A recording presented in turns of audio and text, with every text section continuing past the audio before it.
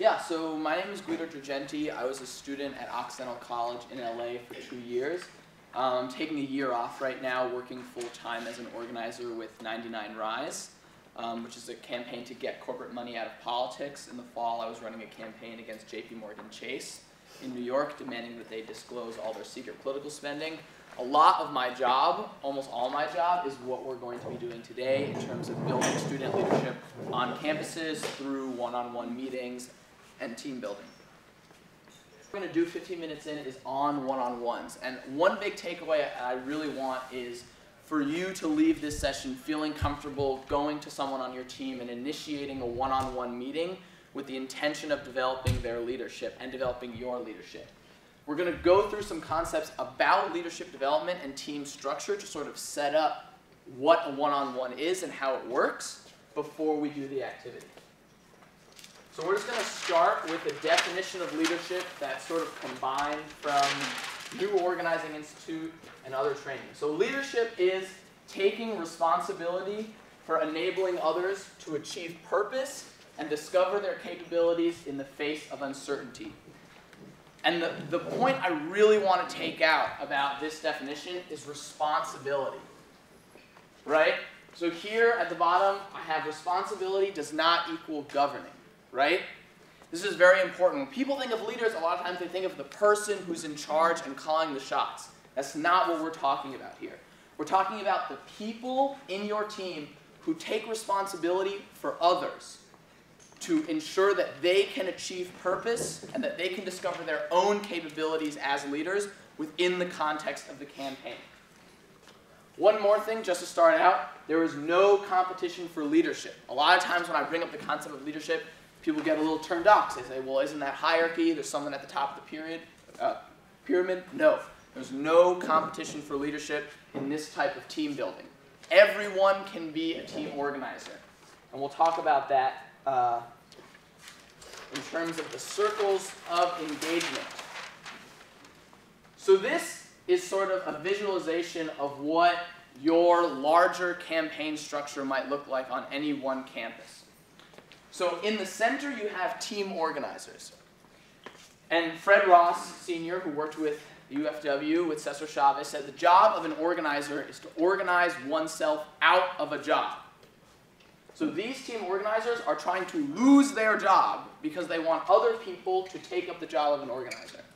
The team organizers are the ones who are taking the highest levels of responsibility for developing the capacity and purpose of others in the team. Does that make sense? Not necessarily that they're calling all the shots, right? The members, leaders, and organizers are all making decisions together.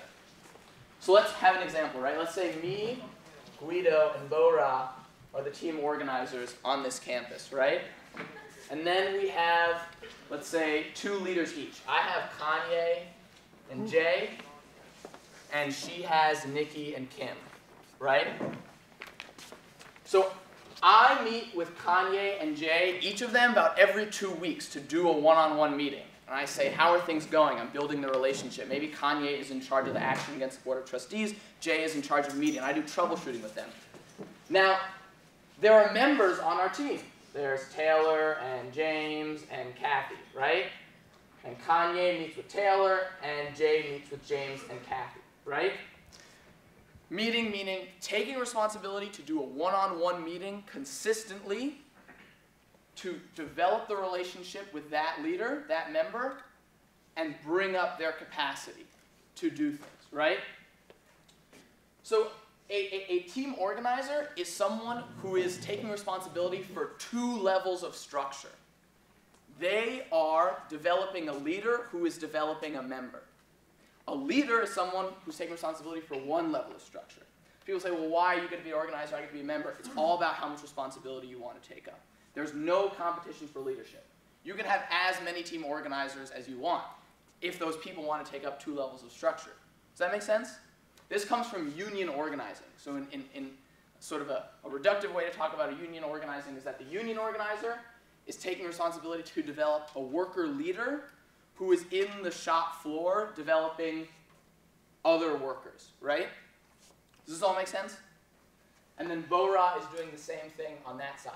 The whole purpose of the circles of engagement is you want to constantly grow the circle. You want to constantly be growing the circle outward by bringing people inward.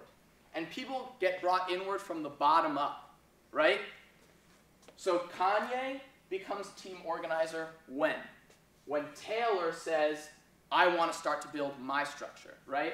Taylor has found a potential recruit, Wiz Khalifa, right? Who's on campus in the base. Taylor has a one-on-one with Wiz Khalifa. He's interested. Taylor says, I want to start building my structure. My first member of my structure is going to be Wiz. And I say, okay, Kanye, now you're a team organizer. Because you are going to be in charge of Taylor, who's going to, not in charge, you're going to be developing Taylor, who's going to be developing Wiz. Does that make sense? Okay. So, one other thing about leadership that's very important is that I talked about how when we think about leadership, we think about these are the people who are calling the shots. We're trying to get rid of that idea of leadership and instead think about who's taking responsibility to develop others, right?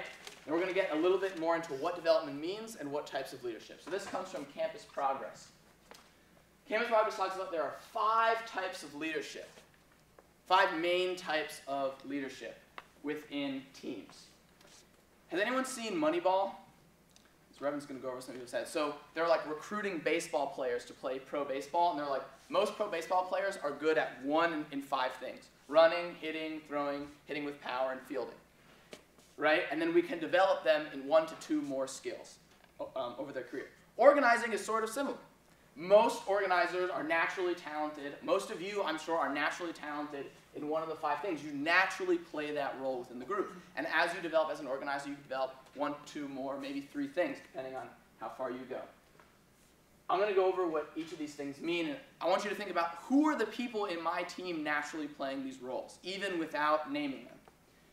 Task leaders are the people who are keeping records of what needs to be done and making sure it gets done.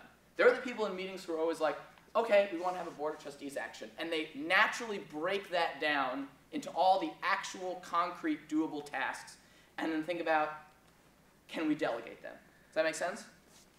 Strategic leaders have a natural ability to articulate the arc of the campaign and how we get from starting to winning. They see the whole arc. They're able to see, first we're going to get them to disclose how much money they have invested, then we're going to do a petition, then we're going to have this, it's going to build up this, then we're going to have this event, build up more support, we're going to leverage it this way. They see that strategically, right? Does that make sense? Visionary leaders are the people who can tell an inspiring story and motivate others. They see the big picture. They're the people who are telling the story about how this is not just about Swarthmore. This is about global climate change. This is about Keystone XL. This is about frontline communities. And they're naturally good at weaving those stories together in an inspiring way.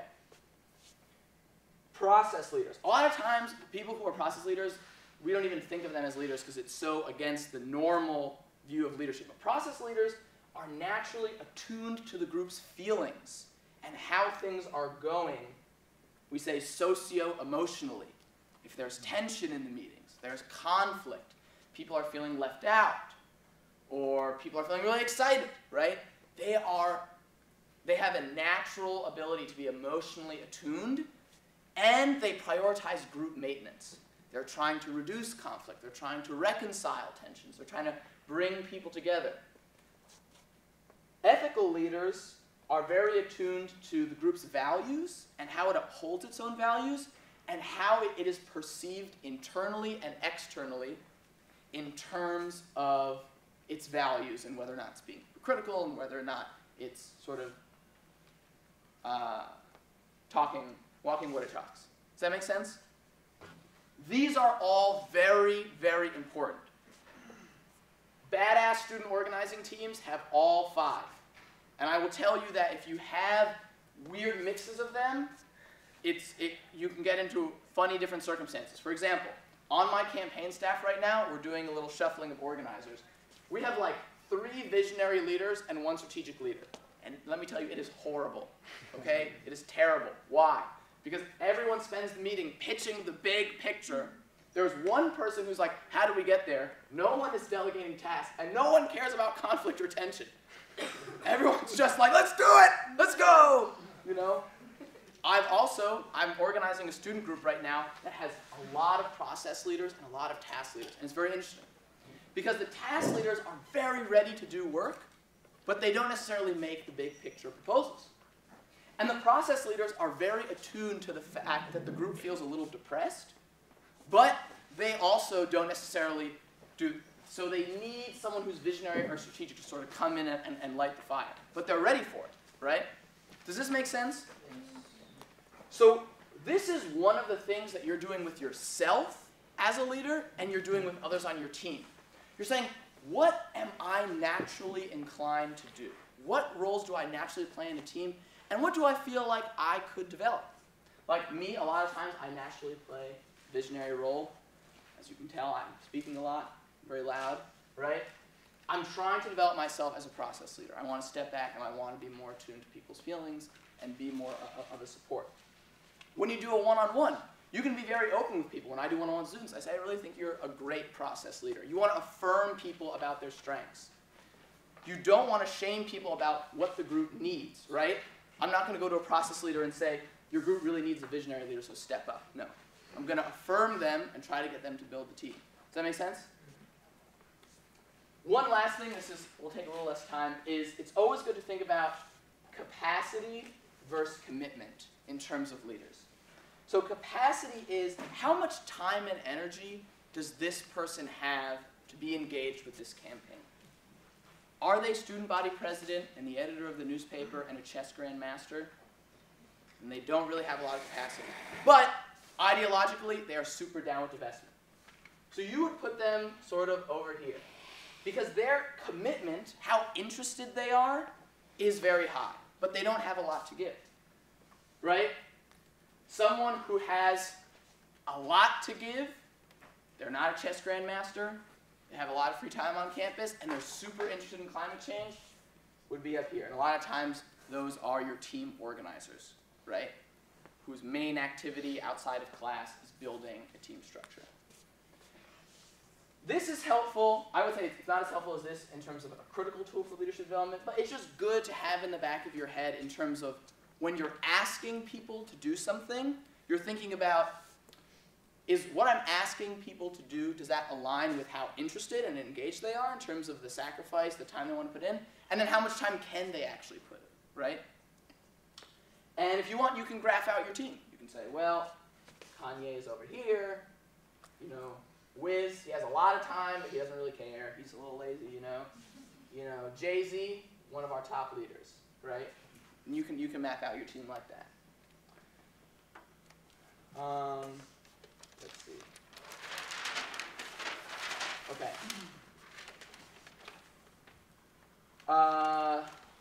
So, just a little review. So we're talking about developing leadership in terms of responsibility, developing people who take responsibility for others to try to get them to come to higher levels of leadership. And we're doing that through developing a team structure that has organizers, leaders, and members. 2 levels of structure. We develop that structure through one-on-ones. Has anyone ever done a one-on-one? Raise your hand. Oh, you're all, I'm in here like with experienced labor organizers. I didn't even know. So, a one-on-one, as many of you know, is a scheduled meeting that is intentionally seeking to build a deeper relationship with someone on your team, that identifies areas of interest or concern and commits them and yourself to an action/organizing plan moving forward. So, before you even do a one-on-one, the questions you want to ask yourself is, who are the organizers? Who in the group wants to take responsibility for developing more leaders? And those people will self-select. They say, I want to be an organizer. I want to start doing one-on-ones and take responsibility to meet with people to develop their leadership. Right? So first you need to identify who the organizers are. And the leaders as well, the people who want to be responsible for one level of structure. Then you need to create targets for your one-on-ones. Who do we want to develop? And that's when you fill out the circles of engagement. And you say, okay, Well, me and Bora have self-selected to be team organizers. Kanye and Jay have self-selected to be leaders. Now, who in our base and our membership do we want to develop? I'm not going to sort of give you the magic way to identify them, but the 5 types of leadership, the capacity and the commitment, should be a part of that process, right? Who does our team need right now? Like in my campaign, we are trying to recruit process and task leaders. And when I do one-on-ones, if I see that skill, I'm really asking them for more commitment because my team needs that, you know? I'm not necessarily trying to bring in more visionary leaders. If I see someone give a great rally speech, that's great. Not necessarily trying to recruit them into the campaign because our team is really saturated with that right now. And capacity and commitment, right? There could be someone who's super interested, but you don't necessarily want to do a one-on-one with your student body president. They're going to sort of rebuff you and say you don't have time. Does that make sense? Sort of how you identify. I don't do this, it's not on my training outline, but one thing that we do that is really helpful is called numbers. This also comes from labor, where if you're a team organizer or a team leader, in every meeting you like put your name, and then you list your structure, and then you give an update. Say, okay, I'm meeting with Kanye next Wednesday. I just met with Jay yesterday. He's doing well with media. He has a little concern about the article that came out in HuffPost the other week. I'm helping him with that, right? So that everyone has support collectively for their individual structure. So the structure of a one-on-one. This is a basic structure. The first thing that you do in a one-on-one, this is so important. It's so important, it's the one thing that we're going to do in the practice, is to build, come on in, thank you, is to build the relationship. Build a deeper relationship with this leader and start with the why. When I did organizing in the fall around JP Morgan Chase, I was doing it around campaign finance reform broadly, that's the issue. And students would come to me really stressed out because they're like, I want to organize on my campus, but people are asking me all these questions about campaign finance reform law and Citizens United, and I don't feel, can you give me all the answers? And they have like a list of questions, policy questions. And every time, I say, no, yeah, those are great questions, really, da-da-da-da-da. I acknowledge that, and then I bridge it back to, tell me why you're interested. What calls you to fight? In my tradition of organizing, which comes from Unite Here, you want to go as deep as possible. And this is uncomfortable sometimes.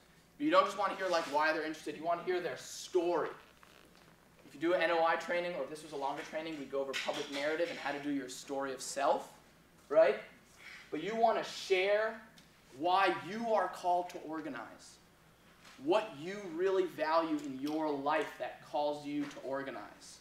What challenges have you faced in your life? And how did those challenges push you to become the leader that you are right now in this training? When I do a one-on-one, a lot of times I tell a story about my dad. My dad has narcissistic personality disorder. It's very difficult to relate with him. I have a very strained relationship with him. I didn't know that for most of my life. But it really pushed me to find a community outside of my family to support me and find mentors. And community organizing gave me a sense of safety and family that I didn't have in my family. That's my 30-second public narrative, right? And when I tell that story, then people start to open up their families, their community, what has really drawn them to be an organizer. That is what number one is, right?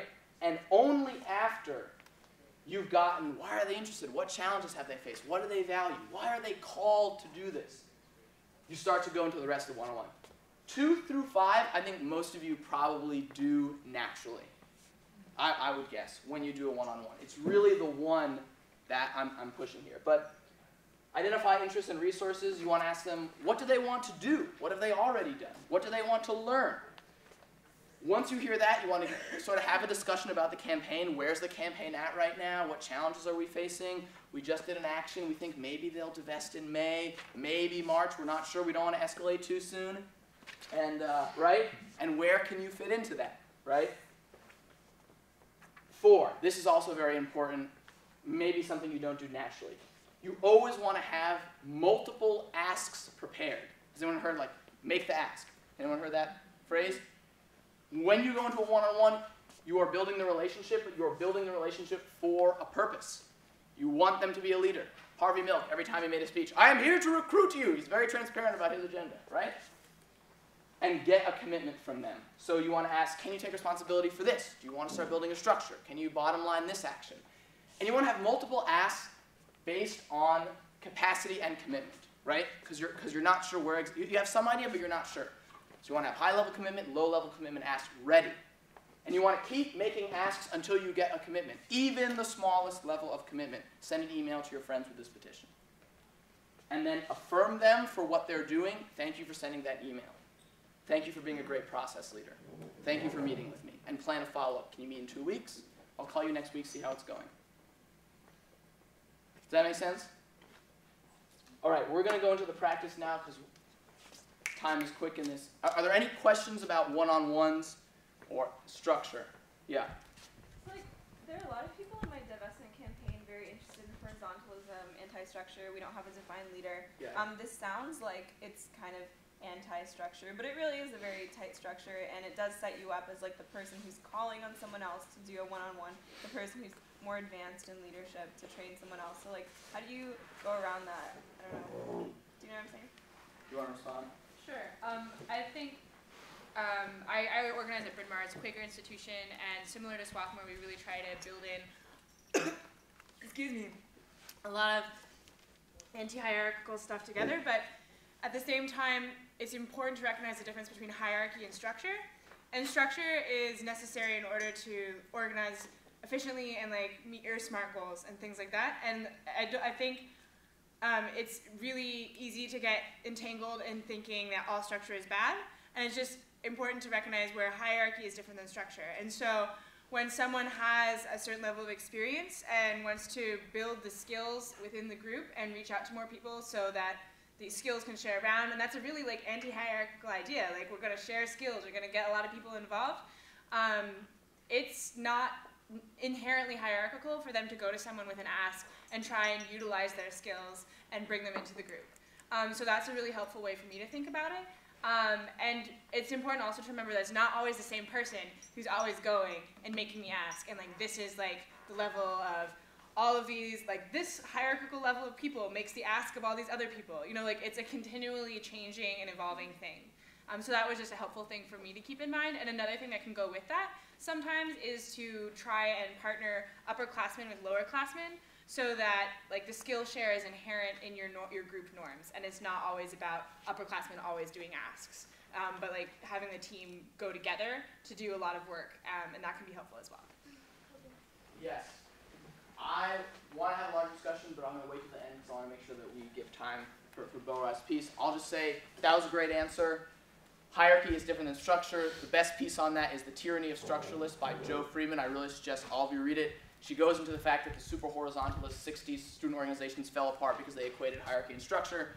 And this is why we say it's about responsibility, not governing, and there's no competition for leadership.